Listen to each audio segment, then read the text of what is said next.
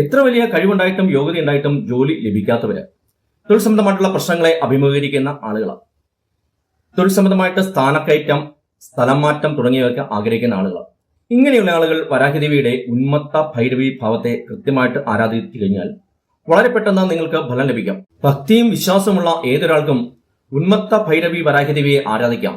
കാലത്തെ നിയന്ത്രിക്കുന്ന കാലഭൈരവ ശിവഭഗവാന്റെ പത്നിയായിട്ട് ഇടതുവശത്ത് അനുഗ്രഹഭാവത്തിലിരിക്കുന്ന ദേവിയാണ് വരാഹദേവി.